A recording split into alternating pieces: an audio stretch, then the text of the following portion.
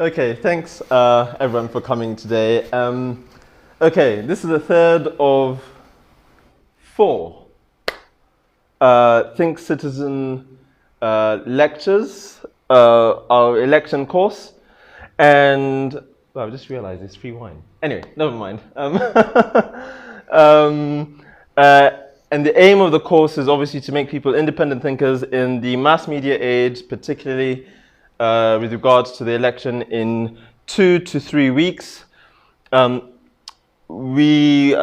identity course, I started off by explaining that in the last 4 years, this country has been through 2 elections and 2 referenda, all of them set up to solve a particular problem.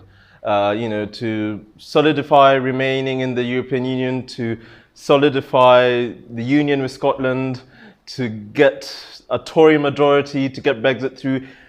In each one of those cases, the problem was worsened. And so I asked myself, one of the reasons I've decided to put this onto social media and do these courses is, what solution are we expecting to be brought about in the next 2 to 3 weeks? There will be a winner, yes, or some kind of winner, even if it's a hung parliament, but the real solutions, the polarization, the hardening of identity politics that will lead to the growth of the far right, the far left, and all these things, I don't think there will be a solution to this by this election. So what we're trying to do here is to show that by empowering the electorate with tools for independent thinking, we actually become a methodological solution. That is, we are going to be the subject and target of so much propaganda and divisive sensationalism that causes this problem. Solutions are not going to be found by our leaders or by the media. It's actually going to be found through us. So in the identity course, I explained how we can become more empowered in protecting our identity, because that's what propagandists will use. In the news course, I explained how to filter a news article for bias and misguidance. And now, we are going to talk about the economy. Now, the reason we do this is because we are going to be promised all sorts of things. I'm sure you guys might have heard the debates yesterday and so on. What have we been promised? Free broadband or free, gosh, I can't even remember all of them. It happens in elections, okay? We fall for this stuff, even though deep down inside, we kind of know they're just doing it to win. Yet, why do we fall for this stuff? We fall for it because we don't really have a way of thinking independently about how money works, and the state it's not really in our education system to teach us a sort of economic logic. Someone promises this, well, what will happen if we do that? We're not really empowered with that sort of thinking, which is why they can get away with promising all that they can. ThinkCit. We are trying to empower people to think independently. The effect is it actually makes people better leaders, and so on. Well, we become less vulnerable to their devices, and it forces them to do a bit more thinking. So let's get started. Excuse me, that's the introduction. The economy. What do you think about when you think about the economy? All these experts and graphs and stuff that they bring about in the financial side of the news section where we just switch the channel. That's certainly me. Whenever I think of economics, well, I certainly did. This is the sort of look I had. Well, we're going to try and simplify it so that everything we teach here is not up to scrutiny of research level or something. It is just a framework that normal people that you and I can use to judge promises. So, what do these 2 things have in common? Anyone? Okay, I'll give you a clue. Morgan Freeman played a very famous role in a very famous movie. Many, yes.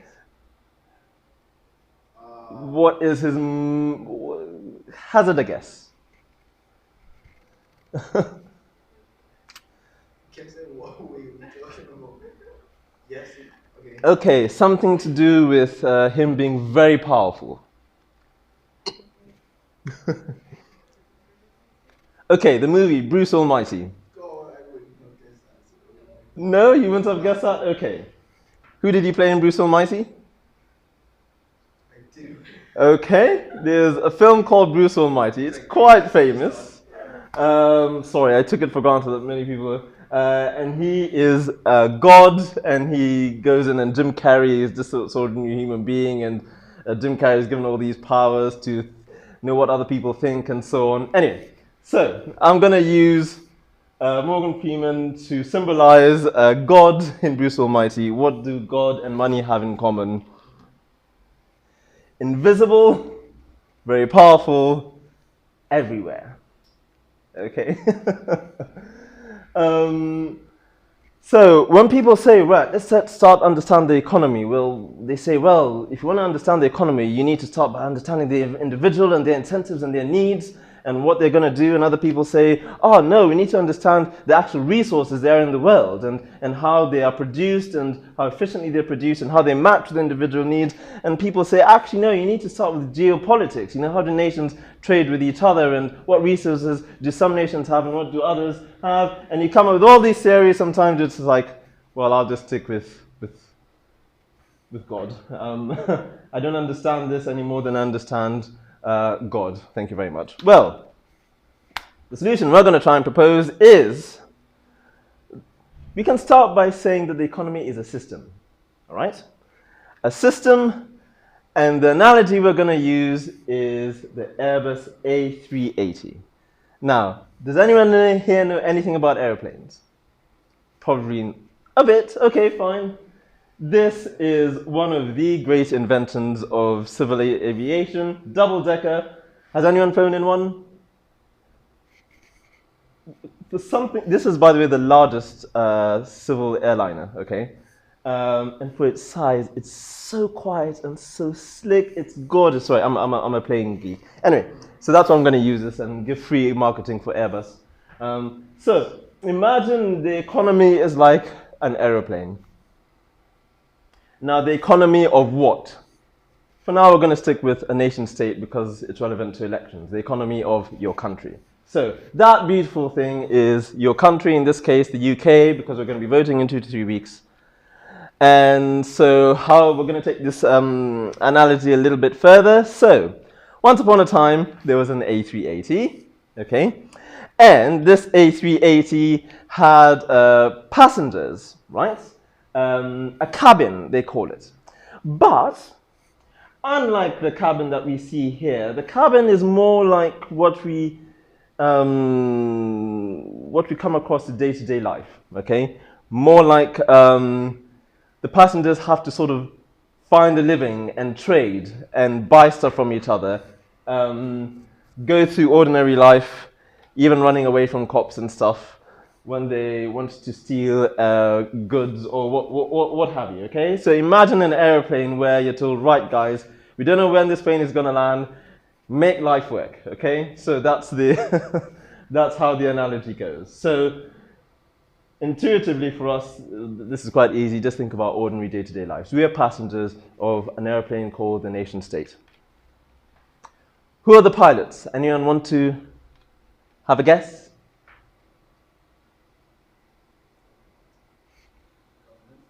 Government, yes. In particular, the people we vote for, okay? There's 1 or 2 or 3, okay? These are our pilots. Now, I need to tell you something about pilots. Pilots rarely get to mingle with the people, the passengers in the cabin. I'm sure if you've been in a plane and you saw that guy in the stripes or whatever, or the lady walking down, you're like, what the hell are you doing here? Get back into the cockpit. You know? Number one. And number two, pilots actually have a view that we don't have. That is a vision of where the plane is going, which we, the passengers, don't often have. Generally, we just care about you know, making life work for ourselves. You know, what house am I going to buy? What do I do with my degree? And how do I save for this? Medical care for my kids. These are the sort of things you and I might think about. These guys are actually at the controls with all those buttons looking at where this plane is going, right? They need to dodge that mountain, not crash into that plane, etc. So these guys have, that sort of Tom Cruise flying ahead, which we don't have. That's very important when it comes to elections, because they are asking us to give them authority to see what we don't see and to make judgments. And now these are judgments. Obviously we've got the mass media exposing a lot of these decisions and so on. But, just think about defense and intelligence. We will never see the stuff we need to know in order to make a judgment on, the war in Afghanistan or whatever. We will just never have access to this stuff. These guys do. They're in the cockpit. Now, this plane of ours is in a race, okay? It took off from some airport, whatever, the Toulouse Airbus, the Airbus plant in Toulouse, and all planes are going towards this destination called happiness, okay? Happiness for its citizens, and it is trying to get to this place called happiness in a race with other airplanes, i.e. other countries, okay? Now, like all races, there's a sort of dynamic to this race, which is the further ahead you are in the race, the more you can sort of dictate the terms of the race itself, okay? Like in Formula One, or even in, certainly in a marathon, the person at the front sets the pace and they can dictate how they strategize, when they're going to make the sprint and when they're going to save a bit of whatever. In Formula One, obviously, the person ahead doesn't quite benefit from the slipstream, but they can determine how the people behind them, what sort of maneuvers they can do and so on. So getting ahead in this race is actually quite important. Okay? However, unlike other races, it's not this sort of ordered diplomacy that we think happens in, like these are planes lining into land at an airport. That's a picture of a few global leaders negotiating stuff, and it's all amicable and it's all very nice. The reality is it's actually quite hot, okay? They compete viciously in trade deals, in acquiring investments from global companies and all other factors, right? Many companies are trying to many leaders try to get as many companies to invest in their country, to employ their citizens, etc., or to use some of their facilities. They do stuff by adjusting interest rates or providing some sort of tax exemptions or whatever. Companies compete with each other, okay, in this race. Why? Whoops. Why is because in our analogy, there's only one thing that's going to get an airplane to get ahead of the race, and that is to go faster. What do you need to go faster? Stronger engines, fine, yes. One thing you certainly need is fuel.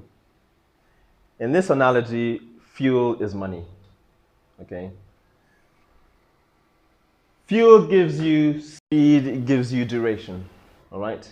It gives you the ability to get ahead, to move faster, and the more fuel you have, the closer you get to happiness, the more you can dictate the terms of the race. So, we as passengers like fuel because, a plane at the head of the race is good for its citizens because it's getting us closer to happiness, whatever happiness may be. And for the pilots who are in charge of getting us there, they love fuel. They fight for fuel. Okay. Sorry, I just got distracted there. Anyway.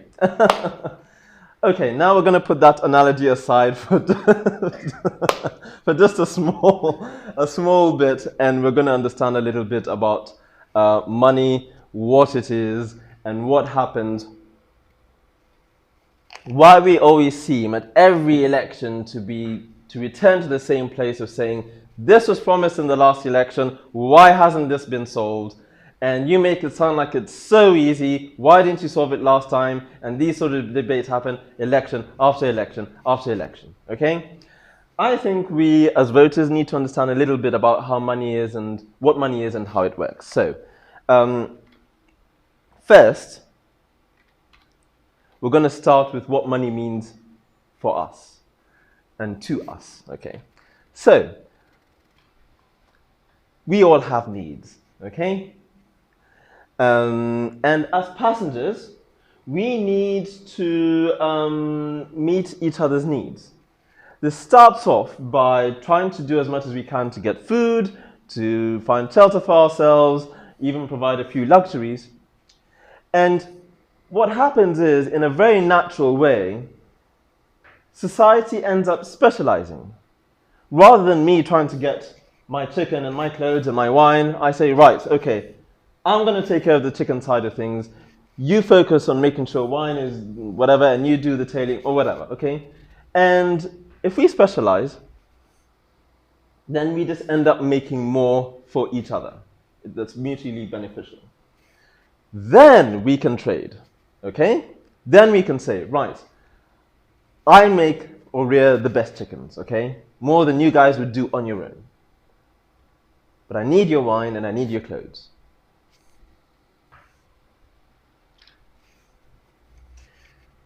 I'm going to borrow some terminology here that's used by people like Marx and Adam Smith.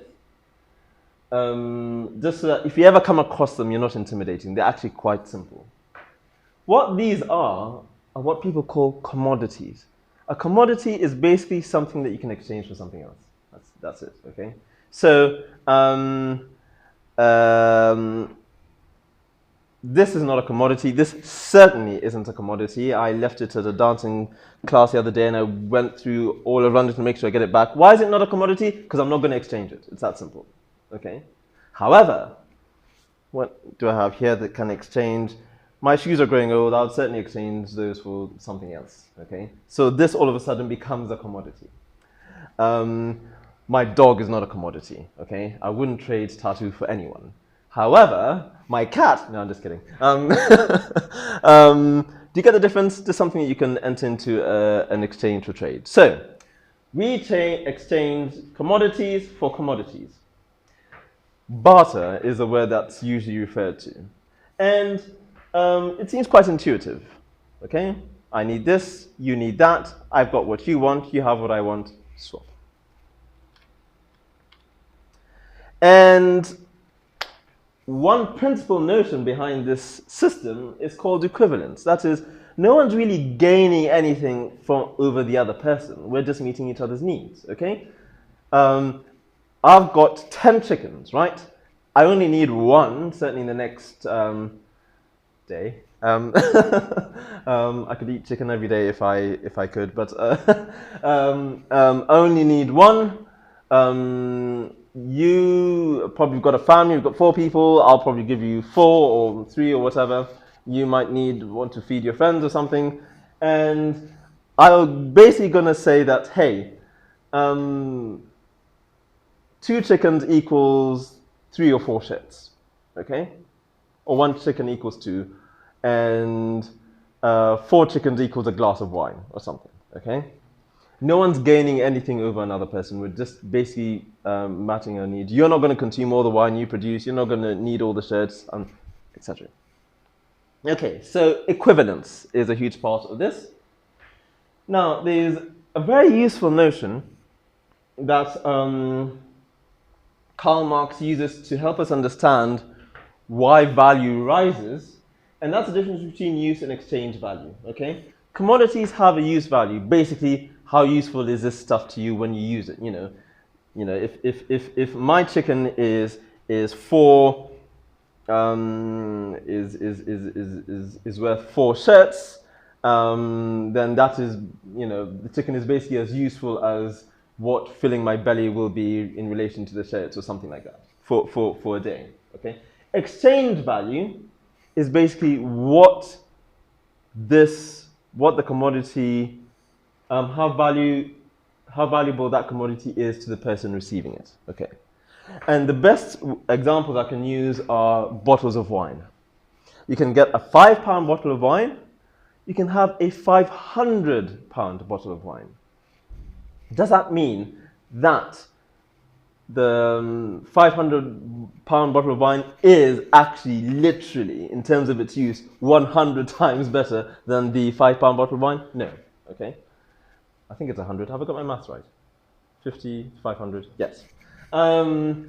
Or use an exchange value. An average, I think the average price of a flat in London like 50 years ago was something like £100, around £100 a month or something. Now it is, I mean, what do you pay for a flat in London? You know, almost 1,000, right? Yes. Well, it depends. What has actually happened to the value of these flats? Sometimes nothing. Okay, the value increases because of demand and what that flat will mean for other people. That is the difference between exchange and use value, which will become important as we go on. Okay, so the whole commodity to commodity exchange thing has a problem. Okay, and the problem is very. I would do a question and answer thing if we had time. The problem is very simple. You could just come up to me and say, no, your chicken, Tiano, is not worth 4 shirts, it's worth 3. And I say, well, that's not fair. I think it's worth 4. And you say, no, it's worth 3. Well, let's have a duel for it. No, you get what I mean. How do we don't really have a reference for value, okay? And we end up into this huge debate. How do we solve this problem? Money. Okay. What that system needs is something in the middle that it acts as a reference point for value. Now, that's actually not the reference point for value. The reference point is basically something, another commodity that society can agree on and says, right, everything is going to be measured in terms of how many, it could be anything, how many chickens, right? If society decided that chicken was our reference point for value, we'd all be filling our cars with chickens on the way to Sainsbury's and stuff, right? And I'd get, five chickens for my rice and 4 chickens with it, and we could decide that, okay? In Berlin after the war, when cigarettes were very scarce, people traded cigarettes for stuff, okay? So it's not, and cigarettes were almost a reference point for value. That bottle, that tank of water, whatever, is worth, 5 packets or whatever. So it's not uncommon. What money is a representation of that reference point, which is gold. Why gold? Because it is scarce. Chickens, hey, we can find chickens elsewhere, okay? But the only problem with gold is that you can't slice it up into little bits and say, right, here's, how do you buy milk with 1 bit of gold or something? So we decided to have representations, which is the money that we have. Anyway, so that lubricates the whole trade system. Make sense? I've got my chicken. We've all decided that my chicken is worth, how much the chicken's worth? 5 pounds. Your shirt is worth 1, and I just put a price on this. Not much debating. Certainly less debating than we had before. Okay. That should have come in an earlier slide. Sorry. Money equals fuel. We said. Anyway, what is the problem with CMC? Or did we think that was where things ended? Now I will ask, just very quickly. Do you guys see a problem with CMC? Because it's not the system we use. Money changes? The value could change? Okay. It's not what I didn't, but you're right, the value can change. It's not as fundamental a problem as something else. Anyone else? Okay, the problem with money is that it gives us a certain kind of power. If we no longer have to determine how many chickens are worth shirts or something, and it's all based on money, and if I have money, then it can determine how much I get, we actually start to want money for money's sake. Okay. We start saying, hey, I just need a bit of chicken, or a few shirts. I don't actually want to, don't know how much it's worth, but thank goodness for money. But once you put money in there, you start thinking, actually, once I've got money, I can determine what else I want. Okay? It gives me a certain kind of power. And I start to look for money for its own sake. And this is getting closer to the system that we have today. We stop asking, what do I have that can exchange? What do I have that I can exchange for what I don't have? We start to ask, how can I get money? Then I can decide what I want or don't want. Obviously, there are needs. There's certain things that we need, but we start wanting money for its own sake. And then we start to trade commodities in order to get more money, or to get money. Okay.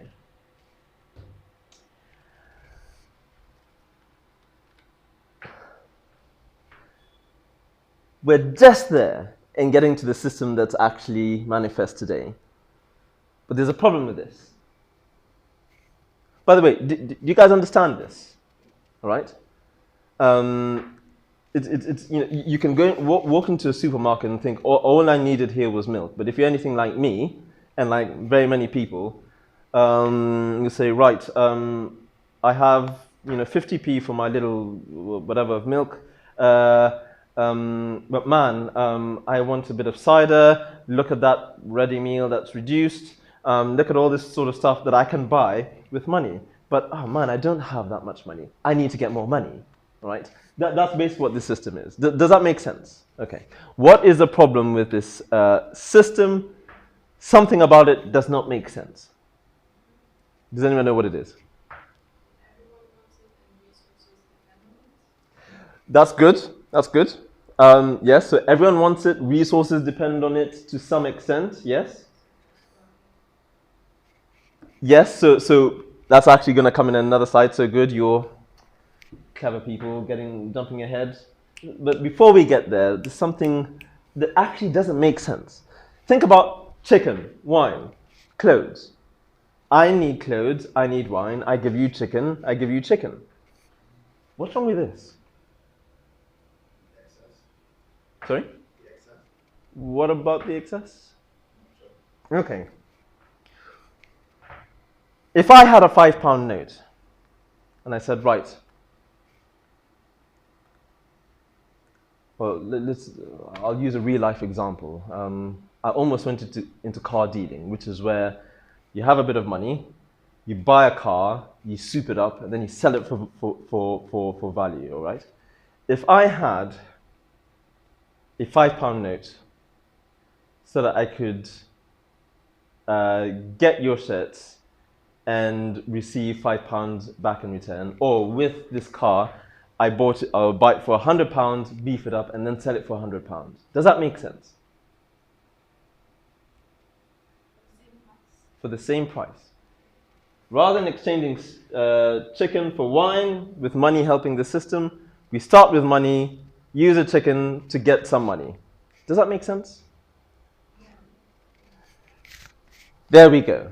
This is an interesting sort of commodity. Okay, we don't use it in the way that we use the others. We don't eat it. We don't use it to clean our whatever. Money is just a means for exchange and a reference to value. The only time we use this type of exchange is if it gives us more money. Okay. The only time we enter into this sort of exchange system is if we start with some money, use a commodity, and at the end, it will give us more in return. Okay. Now, was that clear? Do I need to explain anything after that? Okay. This is money, commodity, money. It actually is, more accurately, money should give us more money, more M, okay? And that is what economists call growth. So I'm being very playful with my images here, right? Anyway, that's what economists call growth. um, um, and this is another word for capitalism. Okay? It is a system where we start with money, use commodities, and end up with more money.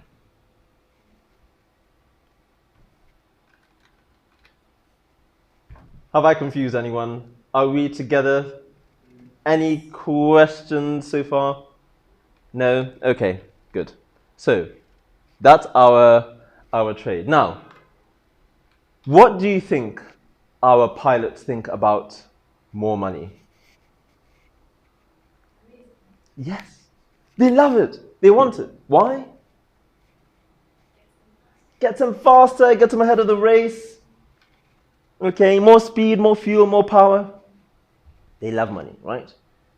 If you are going to run for office or whatever, this is your main question. Not how do we put more money into the NHS or whatever. Once you are a pilot, it is the first and the last question. Because without money, your plane crashes. And that's the end of the questions about the NHS or what have you, okay? Everything depends on money, on fuel. And that's why financial crises are considered mortal. And I'll show you some stats in the last slide. We have all sorts of crises. We've got education crises, students teachers overworked and students might not be getting the grades. We might have a health crisis. The waiting list for cancer patients is getting longer and longer. We have, but that is nothing compared to a financial crisis in the economy. Do you guys know anything about the Great Depression? Okay. Mass poverty, okay, when there is no money in the system. And that is the big problem for pilots. So, fuel equals money, more fuel, more speed. We started off by being barterers and then using money to lubricate that system, to using money, to getting money because it gives us power, and then because we use that system, we need to end up with more money than we started off with. And then I might get into this whole use, value, and exchange value. By the way, as you realize, this whole equivalence thing is broken here, okay? There's no more equivalence. You start with something to get more. So, how do we make more money? How do pilots answer this whole money question? And that's what, now we're getting closer and closer to elections. Firstly, time, okay? Every job you guys and I am going to get into, whatever, you will have some sort of contract, 9 to 5, 8 to 6, whatever, okay? Now, your employer starts by saying, right, we are going to pay you this wage for 9 to 5. But the more money question demands, they try to squeeze more work out of you in that same time. There's not a single person I know who does not complain that they have to work longer than what they usually do. And that's just a standard. Oh, this project had to be finished, so I had to go in over the weekend. Or this task needed to be, whether it's intentional or not, you will work for more than what you're paid for. And by doing that, you give a certain entity, in this case your employer, more money. You're not going to be paid for more for that extra, well, some depends on the terms and conditions of your work. Some people get overtime. Another one is technology, okay? Technology is a big one, and we know how it just makes production more efficient. Think of, more famously in the 20th century, Henry Ford. How long does it take to make a couple of people to make a car? Ages. Put a few machines together and they can do it in, how long was a car made in the Ford system? I think something like 15 minutes or something like that, okay? And that's why he could make hundreds in a day. Well, certainly a week. So, and the more you produce, and because technology, you don't have to keep paying technology, you get more money from your system. And what are the good effects of this? Now, I'm basically almost going to rehash Adam Smith, Friedman, Thomas Sowell, and as far as pilots go, Margaret Thatcher here, okay? It yields technological growth, okay? because you're constantly trying to get more money, you have an incentive to invent things that make work faster and more efficient. Okay, and that is just an inherent drive. Okay, and the more technology you have, and the more more commodities are mass produced, it drives each unit down. So the cheaper goods become. Just think about your mobile phones. Okay, how expensive were they 10 years ago? How expensive are they now? And they are, how many more times more capable? Okay, and trade. Okay, it enhances trade. It looks for markets elsewhere. All this is meant to serve growth. So basically, the more you produce, the more you start asking, right, everyone as Henry Ford did, right, everyone in America has more or less got cars. Who else needs cars? Well, Europeans. Okay, so we're going to export, and vice versa. Okay. And one thing I haven't put into this slide is competition. Competition drives people to invent faster and faster and faster, and to create more varieties and cheaper goods, and so on. Excuse me, I think it was Gorbachev who visited either America or Britain. So Gorbachev was the last leader of the Soviet Union, which was not a capitalist system. And he went there and said, how do you have so many, Britain doesn't produce food. How do you have so much in your supermarkets? How do you ensure that all your people are fed? How do you ensure all this, that, and the other? And Margaret Thatcher just said, I don't. The market just does it for itself. There are companies here, and they want to make money, and the system will drive them to make all these changes. And that goes back to Adam Smith. The more selfish you are and you're thinking, paradoxically, the more you help everyone else. And as long as everyone else does the same. Okay, now what are the bad effects? If capitalism had its way, it would use labor at no cost at all. Okay. It's always trying to drive down costs. Exploitation. Okay? So capitalism will always drive you to work more and get paid less. So exploitation. And the reason why that's a bad effect, and I have to articulate this because sometimes you listen to heads of companies and so on talking about the well-being of their workers as if it was an abstract thing. It's like, no, it's suffering. It's, so-and-so can't pay their child's health care. The child got sick. That's a week's pay for a doctor. And, it's genuine suffering. And obviously, history's greatest example of that is the slave trade. Work for free. Time. Just think of the child miners in the coal mines in Britain in the 19th century. They worked for something like 16 hours, okay, in a day. So you have less time, okay? You just work yourself to a point that's just really, really bad for you. And this is where ThinkCitizen gets involved. Marketing. Excuse me. It's always trying to get you to spend. How much people have we spent? If we looked at our budget, I'm sure there are some people here who are richer than others or whatever, but how much have we spent here in a way that's actually a reflection of our means? Okay.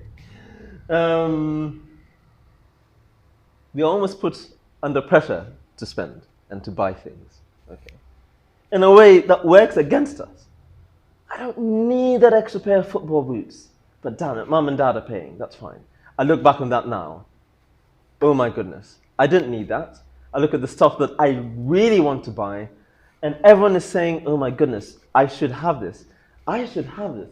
I need to look like this. A jacket. I spent money on a jacket recently, okay? A very nice jacket, I have to say, okay? I couldn't afford it. But it makes me look good, damn it. So I spent the money that I did not have. And marketing will make you do that. What are the other features of this effect? So of this more money capitalist system?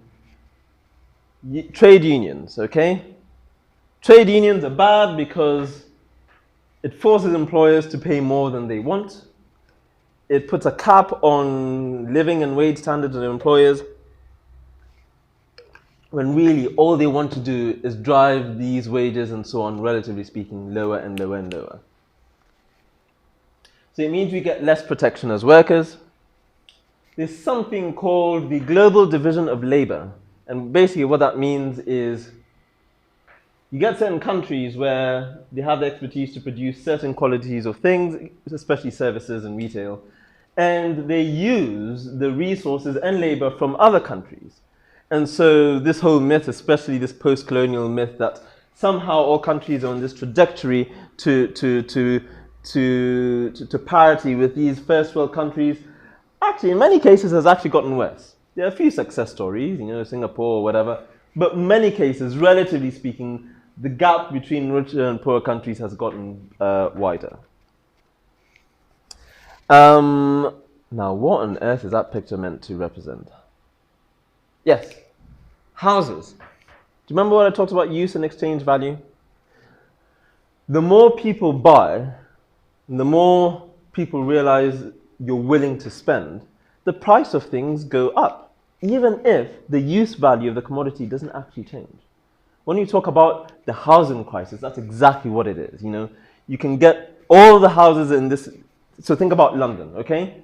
Between now and the next 5 years, the prices will rise if there isn't a financial crisis, okay? If there isn't a bust of the bubble, so to speak. The prices will rise. Does that mean these houses themselves will actually change? No.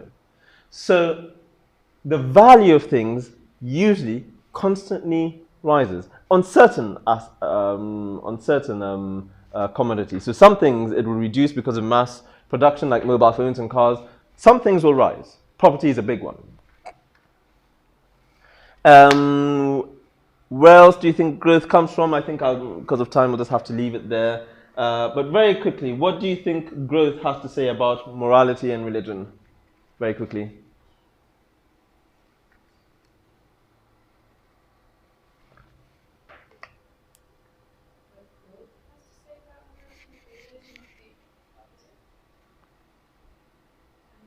No, what growth has to say about morality and religion?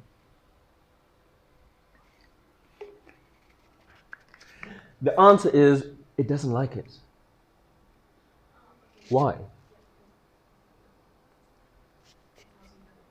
Exactly. Morality and religion, for flip's sake, it puts constraints on people's behavior. When what we want them to do is spend and to buy and to express, right?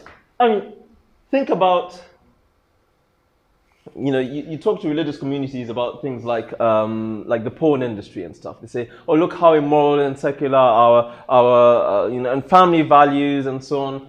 And I often say, hey, some devil didn't come down and say, sex is good or whatever. What happened is that sex sells, okay? That's what happened to your whatever, and they needed it to sell so that someone could make money, okay? Anything that puts constraints on your behavior, this does not like.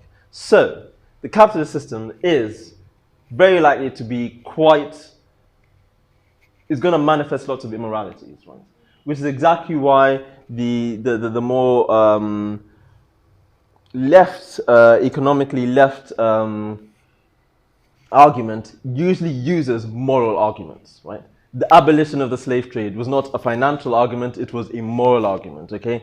Labor rights for whatever, that's not a financial argument, that's a moral argument. Why? Because the system is constantly trying to beat down these sort of moral and usually religious authorities and so on. Okay, crisis, very quickly, we're getting to the end. What does a crisis look like?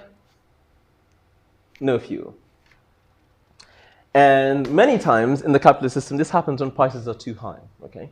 So when prices are too high, basically there's this, remember, exchange value, use value stays the same, but the more things that exchange, the more people are willing to buy for it. Think about football. I remember we were shocked when Luis Figo cost something like £40 million like 15 years ago, and Neymar was bought the other day for 200 and something million. You know, the same flipping footballers, right? They still kick a plastic ball around. That's exchange value right there, okay? And then it gets to a point where people can't afford stuff anymore. And when people can't afford stuff, they can't buy their houses, they can't take their kids to school, they stop spending.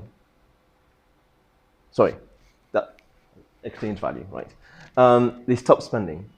And once they stop spending, there's less money in the system and less fuel. And that is dangerous. No spending is bad for our pilots, for all of us, okay? Does anyone remember in September 11th what one of George Bush's first comments was? Obviously, we're going to beat down these guys and, you know, crusade against da da da. But there's also something else he said about spending. Do you remember? Like, almost immediately after 9/11. So people had stopped flying, okay, because they were afraid of flying and terrorists, and people had stopped going on holidays. He said, no, don't! Go back to Disneyland. That's a very famous thing. Go back to whatever. Please fly. Don't stop spending. He was saying that as a pilot. He said, these guys, they knew what they were doing and created fear, and our economy is going to collapse. Don't do it. You know, there's two ways of fighting this time. Fine, we're going to send troops. The other way of fighting it is we need to get you to spend again. Okay? It is the pilot's problems to solve. And here are the solutions. So basically, they need to find a way of getting fuel back into the tanks. Now, I still haven't worked out how this whole analogy works. Is there like a refueling tanker flying and fueling these planes? I don't know. I need to think about that. But the core of this is that they need to get people to spend again, okay? To get money circulating. Getting their jackets fixed and everything. Now, as far as solutions are concerned, we come to more or less the left and right continuum that we vote for, okay? Now that we've understood a bit about money, how it works, why more money is important, we get to see how different political parties from across the political spectrum, their solutions to certain types of problems. So one of the first solutions is say, right, we don't have money now, we need to borrow some, okay? We need to borrow some to give people a bit more confidence. To the word that's thrown around there is stimulus, okay? If people can't pay their workers or can't do this, or, you know, we're just going to pay it for them as a government to make sure that they can get back into the cycle of spending, right? And there are two ways of doing this. They can either do that as a state. So Edgar Hoover, I remember, he after the World War, he just borrowed lots of money from the government to just say, right, we are employing people and giving them wages, and we are going to borrow money as the state of America. And what are they going to do? He said, I don't know, build something, build roads, build dams, whatever. Just build something and put money into people's pockets. The state can do it. And obviously now more recently, individuals can do it. We've got credit cards and so on. We can spend money that we actually don't have. The other alternative, the more painful alternative, historically the more intuitive alternative is to say, hey guys, hey Siana, you can't afford that jacket. You can't, you know, just don't buy it, or just, you know, live without this sort of stuff for a while, okay? You can't afford it. Now that sounds, now when you talk to a 21st century citizen who loves to spend, it's like, oh damn. That's hard, but it is the common sense thing, and our parents tell this all the time. If you want something, Siano, save it. Here's your piggy bank, right? You know, 1 shilling, 2 shillings. How many shillings have you got? Right now, you can buy your sweets or whatever. We've all gone through this. Pilots do the same, but each has problems.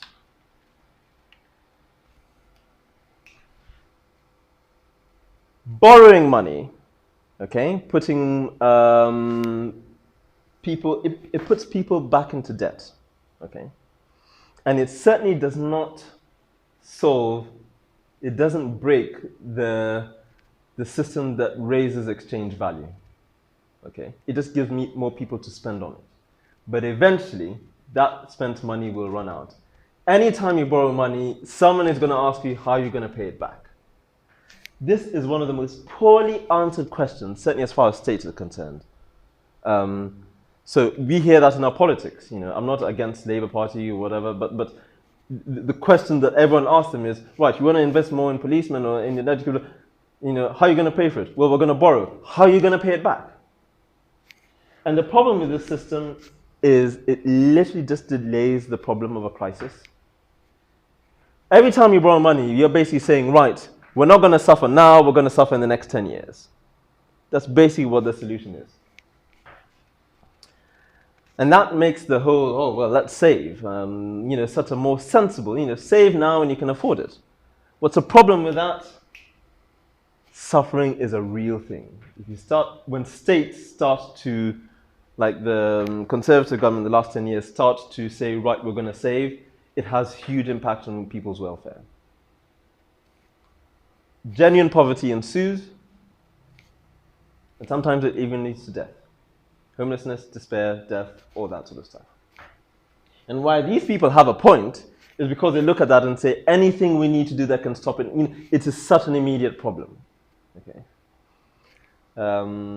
As I tell people, you know, you want to see, you want to see poverty? Fine, you can go to the third world countries, but you can also go to America, right? This